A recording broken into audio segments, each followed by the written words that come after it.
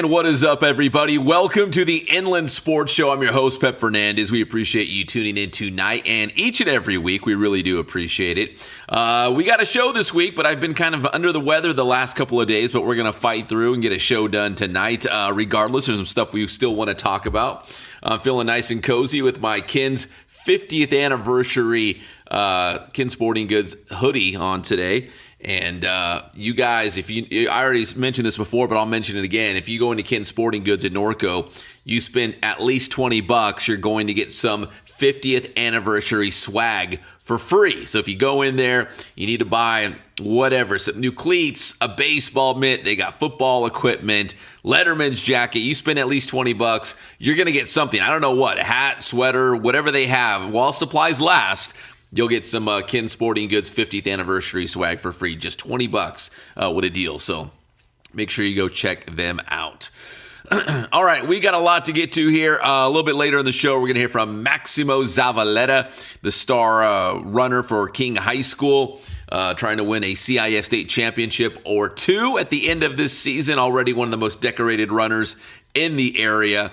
And we're going to hear from Maximo in just a little bit. We'll talk some high school baseball and softball in just a moment. But the big news, at least coming out of CBU on Monday, was they found a new head coach to replace Rick Croy, who left to become the associate head coach at Arizona State University. Well, the man is Kyle Getter. He is the new CBU men's basketball coach. He comes to CBU via Notre Dame, the Fighting Irish. He was the associate head coach for the University of Notre Dame.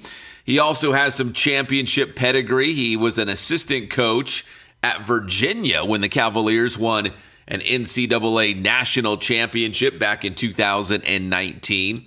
He's actually been a lot of different places. He's coached a lot of different places, including Virginia Commonwealth, VCU, and VCU made that championship run, made it to the Final Four. Man, what was that? Over 10 years ago now. It feels like it was just a couple of years ago. I guess I'm getting old. But Coach Getter has been with some championship teams, coached on some championship staffs at different places, but most recently at Notre Dame. And now he's the new head coach at CBU. Now, a lot of big name basketball people have given testimonials about Coach Getter. I saw Jay Billis had one online. Shaka Smart, who's the head coach at Marquette, but he was the head coach at VCU when they made that Final Four run. And also Brad Stevens, the former head coach for the Butler Bulldogs and head coach of the Boston Celtics, now the president of basketball operations for the Boston Celtics. He said this about Coach Getter: "I've known Kyle for almost 30 years and can't say enough good things about him. He's an excellent basketball coach and knows what it takes to win. He's smart, creative, and works extremely hard. More importantly, he's a person that parents will want their kids to play for. He truly cares about them beyond the court and shows it with his investment of time and personal attention. We have firsthand experience as the parents of a player at Notre Dame, and we couldn't be more impressed." That was Brad Stevens, the Boston Celtics president of basketball operations. And remember, he was the head coach for the Butler Bulldogs when they made the NCAA national championship in back-to-back seasons. Was that like 10 years ago? I'm trying to remember. I'm just getting old, man. I got the gray hairs to show for it. I feel like it's about 10 years ago. But some big names in the world of basketball throwing their support behind Kyle Getter, the new head coach for CBU men's basketball. Congratulations, Coach Getter. We're going to catch up with him very, very soon. All right, now we're going to go from basketball. We're going to pivot over to baseball right now. The California League season is upon us. A lot of exciting things happening in the Cal League. Of course, the Ontario Tower Buzzers, the new affiliate for the Dodgers. The Angels moved their affiliate from Inland Empire in San Bernardino over to the Rancho Cucamonga Quakes, and the Quakes are now red and white after being blue and white for so long. So a lot of changes. And of course, for the Inland Empire 66ers, they are now an affiliate of the Seattle Mariners. Again, a long-time old baseball fans will remember the San Bernardino spirit out there at Fiscalini Field, King Griffey Jr. There's some tradition behind the Seattle Mariners and the city of San Bernardino. we caught up with Inland Empire 66ers General Manager Hollee Haines to talk a little bit about this season and the affiliation, being with the Mariners. Here's a little snippet of our interview with 66ers GM Hollee Haines. Inland Sports. The Mariners have been great. The partnership's been great. Got some new colors, some new merch. We're trying to do some new fun stuff, playing into the Mariners theme, like hot dogs from heaven and, new promos and stuff. But yeah, it's been business as usual as far as baseball. Okay, so the longtime baseball fans here in San Bernardino and the IE, they know there's history with the Seattle Mariners and the San Bernardino baseball franchise. Is it kind of cool to go back to the roots of the San Bernardino spirit and now incorporate that with the 66ers? 100%. We're playing into it this year. We're doing throwbacks of Spirit. We're doing multiple Spirit nights this weekend. It's also the 100th anniversary of Route 66, 30th year of the anniversary of the stadium. So we're really playing into that this year and doing some Ken Griffey stuff. But yeah, we're really excited about it. So a lot of history, right? Yeah. A lot of history with this area, this franchise, the players that have come through here. I mean, there's a lot you guys could, lean into, right? And that history part of it. Yeah, we're so super, like I said, we're playing into it. We're doing the Great Race is coming here, the show. They're doing a stop-off with the city of San Bernardino. That will be on June 27th. Like I said, the stadium's 30th anniversary is going to be here, so we're doing a big stadium birthday bash. But yeah, there's tons of history. I mean, that's what's been so great. It's people grew up going here, now they can take their kids. So we're super excited about this year. It's going to be a big one. Inland Sports. All right, good stuff from Hollee Haines, a former softball star at King High School in Riverside, went on to play at Penn State, now the GM of the Sixers. And you can look for the complete interview and more on the Sixers on Sports Weekly on IEMG. And speaking of, this past weekend we had our final county clash of the baseball season, high school baseball season. There was 3 of them out there at San Manuel Stadium. Just had the last one. It was all Citrus Belt League games that day. And really, the game of the day was Yucaipa against Cajon, leading up to the third and final game of their 3-game series between the Cowboys and the Thunderbirds. Cajon won the first 2 games by 1 run. Game 1 was 5-4. Game 2 was 6-5. Going into the final game of the 3-game series, Cajon looking for the sweep, Yucaipa looking to salvage one, and of course it would be another 1-run game and a Bass Athletics Play of the Week. Inland Sports. Check it out. We go to the bottom of the 9th inning. We are tied at 6 apiece. There's the Scrib Dog, Zach Scribner, at the plate with the bases full. And he's going to slap that base hit to center field. It gets through the infield, and that plates the winning run as Yucaipa gets the final game of the series in dramatic fashion by a final score of 7-6 in extra innings. Bottom of the 9th out there at the County Clash at San Manuel Stadium. Congrats to the T-Birds, and that's a Bass Athletics Play of the Week. Now, that was a big win for Yucaipa, and it was a great game as Yucaipa raced out, I think it was a 5-0 lead, or 6-0 after the first inning. So Yucaipa jumped up early.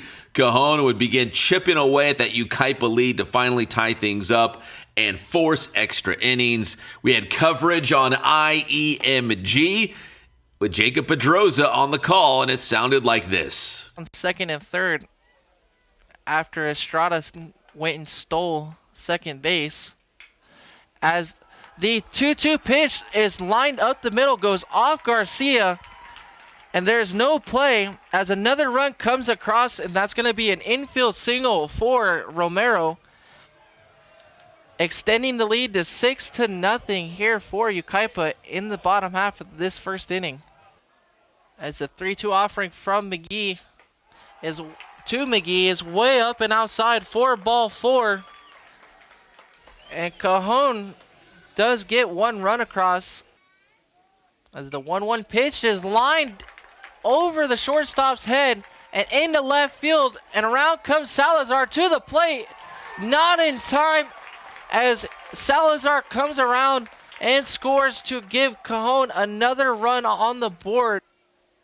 The 3-1 pitch with the runner at first taken off is lined into right field, and the right fielder cannot come up with it with 1 runner across, and the second one does not score because the runner is thrown out at second, trying to stretch out a double. The 1-2 pitch is lined down the third base line, and the runner is coming around to score as the left fielder couldn't corral it and falls down. And all the way from first comes Steven Rubio on that double from Hugo Sanchez, as the 0-2 is swung on and lined past the first baseman and down the first base line as two runners come around to score, and this ball game is tied. The 0-2 offering swung on and into right field, and Ukaipa is going to win this game with the walk-off single from Scribner, and ends this game in extra innings by a final score of 7-6 in 9 innings against the Cowboys, who were super resilient and never give up and fight back despite being down 6-0 at the start of this game. Such a great series out there between Ukaipa and Cajon, and a fun day out there at the County Clash at San Manuel Stadium, the final high school baseball county clash of the season. All right, we have a huge game today in the Big 8 League. In fact, if you're watching us on Wednesday night, they're probably just coming off the field, but we wanted to give them some love because this is a huge game between Norco and King on the softball diamond. It's a Ken Sporting Goods must-see game in the land of the Big 8. Norco, 15-2 overall, 1-0, a Carew championship under their belt. King also had a Carew title at a lower level. They're 14-4, 1-0 going into this head-to-head contest with the Cougs. Ken Sporting Goods must-see game. Norco on the road at King in the Big 8 League. Of course, Norco has been the perennial favorite in this league. There's been some other good teams. Roosevelt's had some good teams. Santiago's had some good teams. King challenge mighty Norco in the Big 8 League. It's a Ken Sporting Goods must-see game on the softball diamond. And finally, here in our opening segment, in case you didn't see it, it's actually a picture, to be technical, on Instagram. Zoe Galindo of Aquinas Softball has a picture of doing the seal move. I guess it's gone kind of viral. Well, that picture on Instagram, in fact, I'm going to pull it up so I have the exact numbers. But that picture on Instagram for Zoe Galindo that we posted has 195,000 views, almost 7,000 likes. That's the picture. So we had to show you the video. So this is the picture where this is the video where the picture came from. Galindo and Aquinas on the road at Beaumont. She slaps the double down the right field line, stand-up double, and then she drops on the base and does the seal move. And that's where the picture came from, and that's why it's got hundreds of thousands of views already. I had no idea it was going to be so popular. Apparently that seal move is a thing right now. So congrats to Zoe Galindo for going a little bit viral on our Instagram page. So that's a good segue to make sure you're following the Inland Sports Show on Instagram and X and Facebook. On Instagram, we are at Inland_sports_show. If you're not following us already, make sure you give us a follow, and you can see some pictures and some video and stuff that doesn't make it on the show. Sometimes it's only on social media, but there's also times you'll see stuff on this show that is not on social media. That happens a lot. So make sure you watch the show and follow along with Inland Sports on social media. All right, we're going to take our first commercial break of the night. When we come back, we're going to check in with King High School track and field star Maximo Zavaleta right after this. Inland Sports Show is brought to you by Ken Sporting Goods in Norco, #1 in the Inland Empire for team uniforms, sports equipment, and letterman's jackets. Bass Athletics in Corona, driven by passion and hard work, Bass Athletics hopes student athletes push their limits, compete with heart, and build the discipline to succeed in sports, school, and life. Visit bassathletics.com. Paulson Orthodontics in Redlands with Dr. Marcus Paulson. Personalized treatment you deserve from an orthodontist that you can trust. And Chick-fil-A in Yucaipa, right off the 10 freeway at Yucaipa Boulevard. Eat more chicken.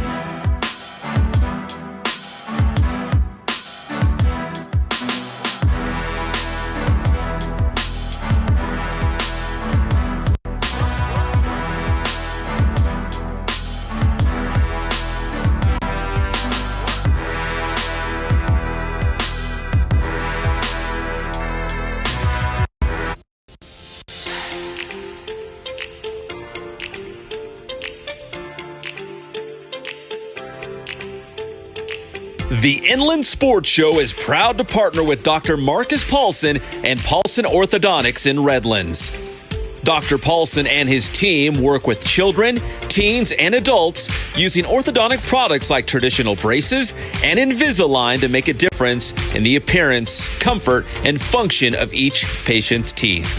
Paulson Orthodontics welcomes new patients, so schedule a visit today.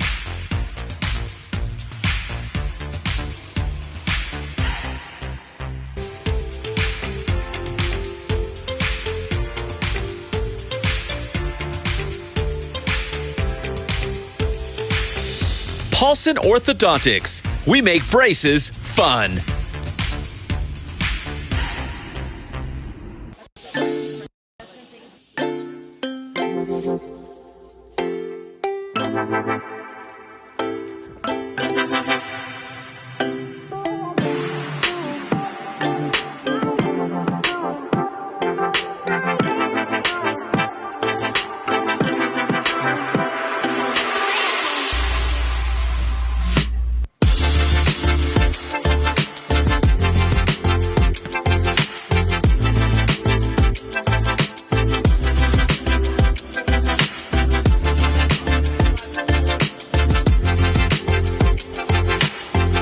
Hey guys, this is Jason at Ken Sporting Goods. We're almost to 1,000 Instagram followers. Tell your friends, like us, come down, see us. Thank you so much for your loyalty.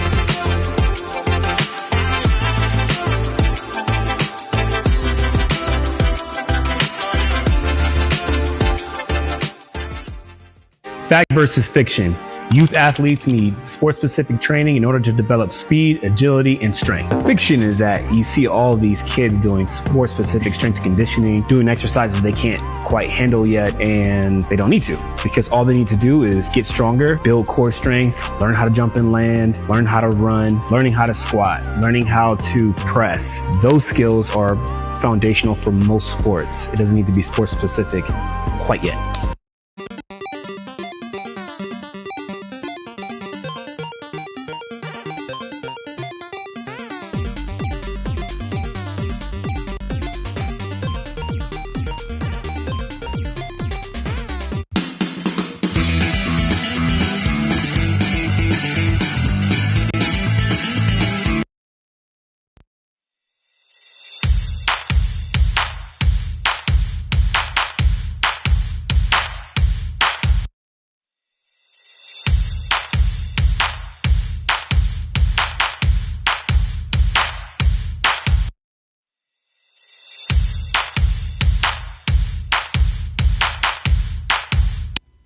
And welcome back to the Inland Sports Show, everybody. I'm your host, Pep Fernandez. In this segment, we're going to talk some track and field with Maximo Zavaleta from King High School. It's that time of the year as we get closer to the CIF season for track and field.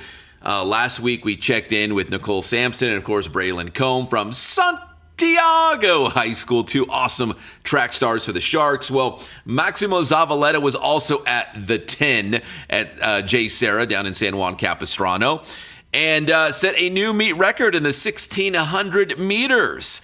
That was a big win for Maximo Zavaleta. He's a CIF Southern Section Division I champion from a year ago in the 1,600 and the 3,200.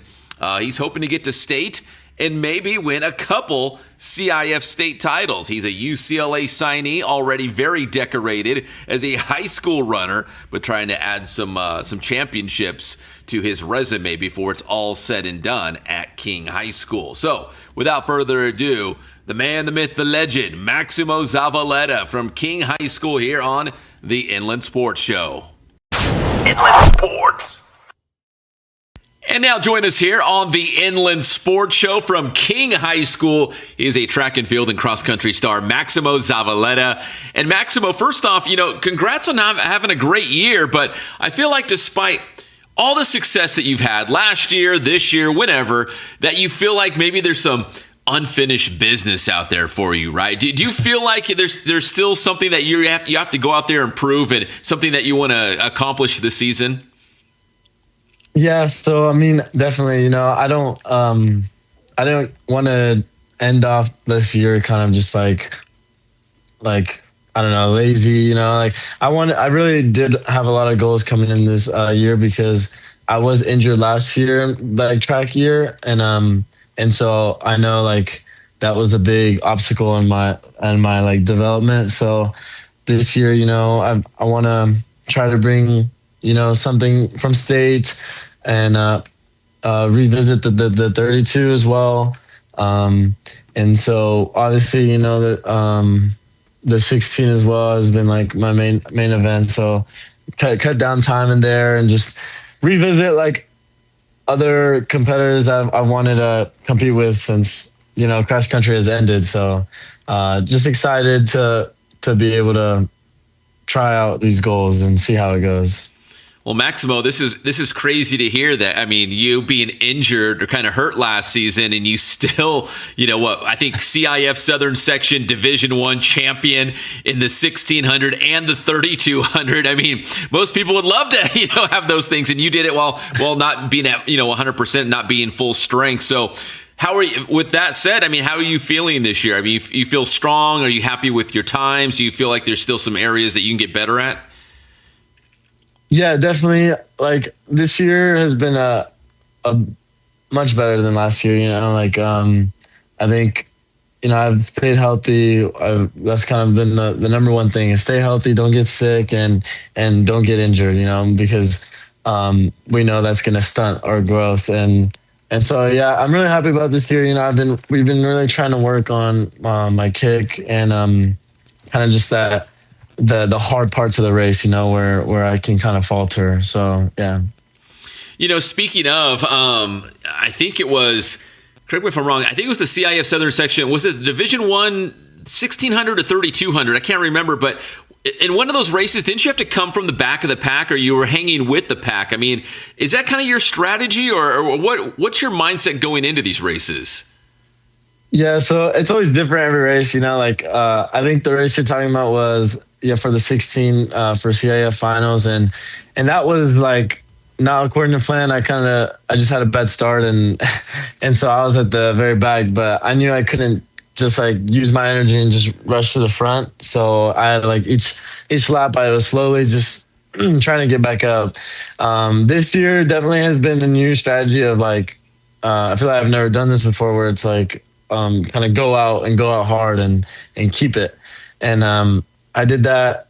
I know I did that in cross country this year for CIF finals, and that's kind of like my first time. And then with track, it's like my first time in track as well, where it's like kind of just go out hard and see how it goes. So you'd rather just jump out in front early and hold on to that lead, as opposed to, like you said, save a little something and final lap kick to try to get to the front. Well, honestly, like I think I really do like. I think that's like my favorite, just to race, race with the pack and stuff. But I think it's good to train by going out hard, because I feel like it's a necessary evil, where it's like if I can get used to that, then when I race like in the packs and stuff, then hopefully like I'll have a lot more energy. I'll have all these guys around me, and so yeah, hopefully I'll have like a lot more by the end. All right, so let's go back to the 10 at J. Sarah San Juan Capistrano. I think it was just like 2 weeks ago, about a week and a half ago, as we do this interview right now. I think you set a meet record in the 1600 meters. How did you feel about that run? It was honestly like, I was telling my coach, it was probably one of my favorite races like all my high school year. Like that race was great. It was my first time being there. And so we've never done this any of the previous years. It was my first time, and it was different because it's like when it's your first time doing something, it's like, oh, you're excited, you're like very excited, you're nervous, you kind of want to have fun. Like these races I've had, like I've raced them previously for a couple years, and so like being able to go somewhere new like this, and like it was just great. And so going with Cooper, I mean, that was such a good race, like that I thought he really had me at the end, and that's where I was really happy about like how I developed my kick. Was I honestly, like when it came to those battles, I felt like I had always lost those, and so being able to have that has helped my mental be like, okay, I can really just stick it through if I just really just keep pumping, and so yeah, I didn't even know it was a meet record until like I was getting home and I was like, oh shoot, I didn't even know. That's awesome. Maximo, I think you already answered this question, but between the 1600 and the 32, like, do you feel like you have a stronger event or one that you like a little bit more than the other? I don't know, like a stronger event. I think this year the 16 has probably been my stronger event, but in terms of like how I like it, I really do like the 32. Like I think I'd probably have that over the 16. Like, okay. I don't know, just being able to be in like the pack and kind of just cruising, kind of just like the last 3 laps, the last 2 laps. It's like you're going out. Like it's always fun running the 32. I've always enjoyed it since freshman year. So last year, I think at state in the 32, you came in 5th. Correct me if I'm wrong. Was it 5th? I think so. Yeah. I mean, what an awesome finish, despite fighting through like some of these injuries that you were talking about last year, to still finish in 5th place. But going into this season, do you feel like, man, I got to be on at the top of that podium up there in Clovis this season? Yeah, that's definitely the goal. I mean, we're still trying to decide if we're doing both or if we're gonna because the 4x8 is always an option as well. But honestly, telling you this is like I still have no idea what we're gonna decide. It's probably until CIF and all that comes, and then we'll see what my coach says. But yeah, I like either event. I would love to be up there in the podium, definitely. Well, that's a perfect segue, because my next question was, can you double up? I mean, and go to CIF and try to win 2 state championships? I know the 16 and the 32, man, they are grueling. They are challenging. It takes a lot out of you. But I mean, is it maybe on the table? Is a possibility maybe? Yeah, I mean, always. Sorry, that's my dad. That's okay. I always gotta. That's always the goal, to try to go up there and just try, because it'll be my last year. I might as well try it. Yeah. I don't want to be afraid to try. So. Well, Maximo, I'm curious, how did you start running, like cross country, track and field? I mean, did your parents, siblings, like someone kind of steer you in that direction? Yeah. So when I was around 7, I was running. We had this like club in elementary school, and it was like called the 100-mile club, and it was like the whole school year, the goal was to try to like run 100 miles. And so I would just keep running laps like before school or like during recess or stuff like that.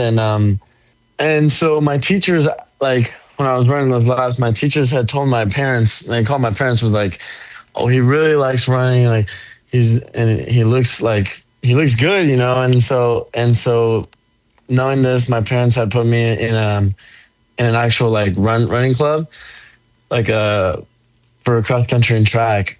And so I was on shockwaves for basically all my years, from like 7 to around like 12-ish. It was kind of around when COVID hit, a little before that, where it was like we stopped. Mm-hmm. But yeah, surprisingly is like I hated doing those practices. Like doing club, I did not like it. Like I don't remember it, but my mom would always tell me like, oh, I'd always used to like throw a fit and like not go to practices, because man, those practices were rough. And so once after COVID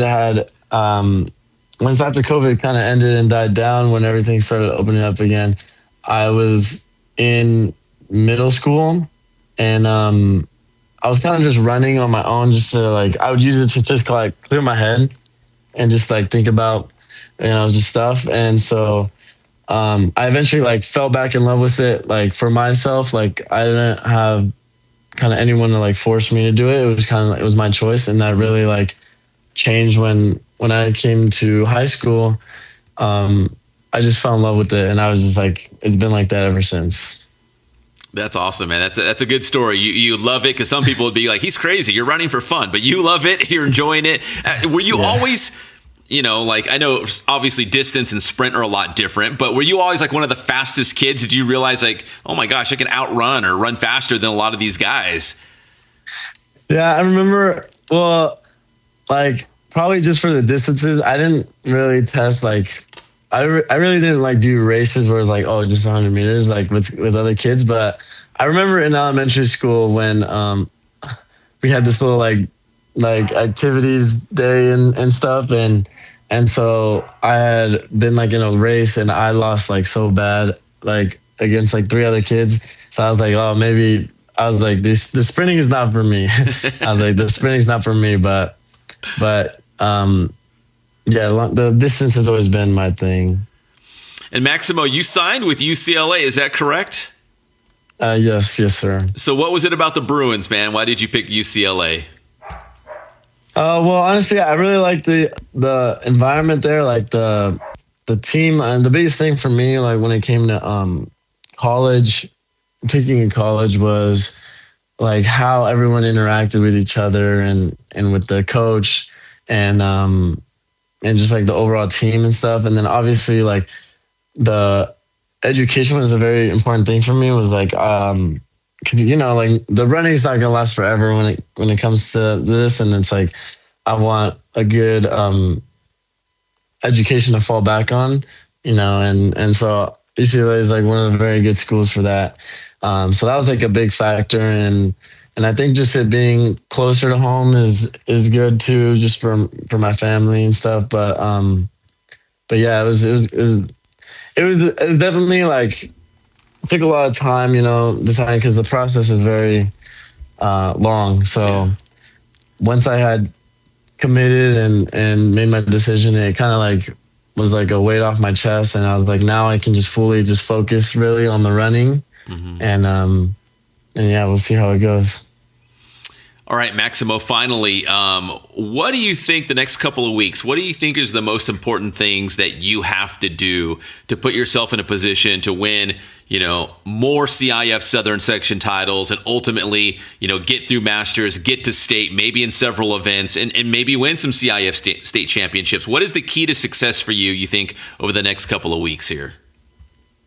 Yeah, so definitely like consistency is the number one thing. Is like, obviously practice every day, right? It's like, but what I mean by consistency is like doing, sleeping consistently at your time, like eating consistently, like those things are the very, like probably the 2 most important things for me. Is like, I've always noticed the change when I do it. It's like, I feel so much better.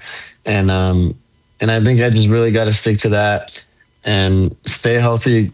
Like I said, really eat my oranges, try to stay away from all like the sick people and stuff like that. And so that's probably going to be like the most important thing coming out these weeks, and just having like a mindset of like, I know it's like our last year, it's serious, but also to have like the most fun, and that's like my number one thing, is just to like try to have fun with everything. And that way it's like, this becomes like something you're always going to love. So yeah.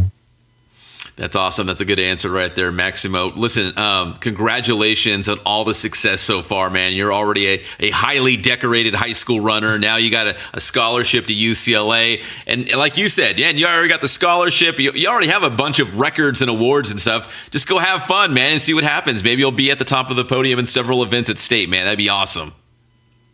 Yeah, thank you. You got it. That's Maximo Zavaleta from King High School Track and Field here on the Inland Sports Show. Inland Sports. All right, that was Maximo Zavaleta. Best of luck to him the rest of this season. Hopefully it concludes with some championships at the end of the year. All right, when we come back here on the Inland Sports Show, a little bit more. We'll talk some sports with my guy Patrick in the morning on KCAL 96.7 FM and more after this. The Inland Sports Show is brought to you by Ken Sporting Goods in Norco, #1 in the Inland Empire for team uniforms, sports equipment, and letterman's jackets. Bass Athletics in Corona, driven by passion and hard work, Bass Athletics helps student athletes push their limits, compete with heart, and build the discipline to succeed in sports, school, and life. Visit bassathletics.com. Paulson Orthodontics in Redlands with Dr. Marcus Paulson. Personalized treatment you deserve from an orthodontist that you can trust. And Chick-fil-A in Yucaipa, right off the 10 freeway at Yucaipa Boulevard. Eat more chicken.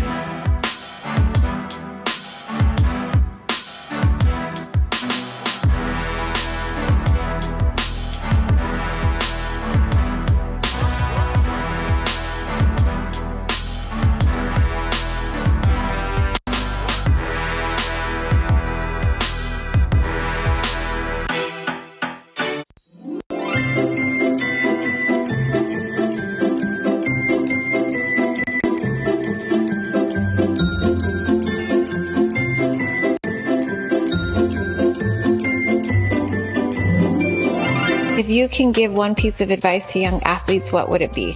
Take your academics just as serious as you take, even more serious than you take your athletic development. Learn different skills. Don't just train all day, learn to play the piano, learn an instrument, and have some hobbies. Invest in rest. It's all about being well balanced. And I think a lot of times student athletes, they don't realize how acquiring other skills translate to sports and what they want to do. It all adds up. Being someone that takes care of their responsibilities, takes care of business, it's all the same skill set. So build some other skill sets. Make sure you get your rest.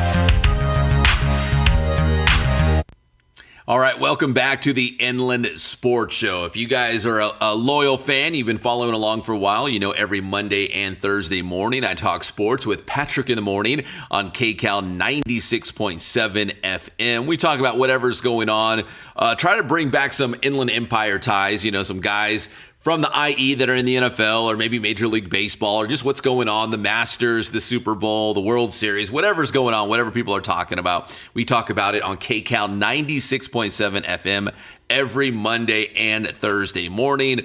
Here's a short segment from our clip on Monday. Check it out. Inland Sports. Call me Captain Obvious, but you need your best players healthy if you're going to challenge defending champion Oklahoma City or San Antonio. The Spurs are really good. You need your best players healthy in the playoffs. And right now they're at least going to go into the playoffs with question marks or not healthy because Luka's got a hamstring injury. He's out for the rest of the regular season and maybe beyond. Austin Reeves has an oblique strain. He's out like 4 to 6 weeks. He might be able to come back in the playoffs depending how how deep the Lakers go. So this is not what they needed going into the playoffs. The regular season, Patrick, ends on Sunday. This is it, man. This was like getting blindsided. I mean, they absolutely torched the month of March, got everybody pumped up. Maybe this is a championship run. To look how quickly it has changed. Of course, we have the Luka injury. And then out of nowhere, I'm like, Reeves is hurt too? Yeah. And now they're limping into the playoffs. And a lot of people are saying, this is going to be an early exit. It changes so fast, Pat. It does. Again, call me Captain Obvious, but you're going to need Luka and Austin Reeves playing at high levels if you're going to advance in the West, especially with those two juggernauts at the top in San Antonio and Oklahoma City. So the Angels-Mariners series was absolutely wild, man. It was cinema. We saw Joe Adell rob 3 home runs in one game Saturday night, which was unbelievable. Go find the video. All of them were iconic catches by Joe Adell. And then on Sunday, man, Mike Trout gets hit in the hand. Again, man, this guy cannot avoid injuries. The good news is the x-rays were negative on Mike Trout's hand, but he's listed day to day. He took a pitch right off, I think it was his left hand. So the poor guy could just not get out of his own way. There was a lot of beanballs in this series. I don't know what was going on. Many guys got hit. There is something about the Angels and the Mariners. It's like two brothers just fighting each other like crazy. Thank goodness Mike Trout had the guard on that wrist, because remember, he's had issues with that before. So it looks like the guard did its job. He will be okay. But Joe Adell, I mean, give it up. Everybody talks about Julio in the no-fly zone. You want to talk about no-fly zone? This guy was absolutely highlight reel. I think, just like you said, these videos we'll be watching probably for the rest of our lives. But the picture of him standing in the stands holding up the ball that somebody took in the stands, which was genius, is just an iconic shot of Joe Adell. Yeah, I'm like, what is going on at the Big A, man? Like, it was crazy, the Joe show. Oh, and by the way, that game was 1-0. So he literally won that game. Inland Sports. That's my boy Patrick in the morning on KCAL 96.7 FM, talking sports every Monday and Thursday morning. That's going to do it for this edition of the Inland Sports Show. We appreciate you tuning in. If you've made it this far, please give this video a like. It's very easy. It takes you 5 seconds. Give this video a like and subscribe to the channel if you have not done so already. And of course, we're here every single Wednesday night, but in between shows, you can follow along on social media. We'll post some pictures and video and keep you up to date what's going on here in the IE. If there's breaking news or a big game or anything like that, you can check us out at Inland Sports on X, on Instagram, and also on Facebook. I'm Pep Fernandez, and we'll see you next time on your favorite show, the Inland Sports Show. Good night.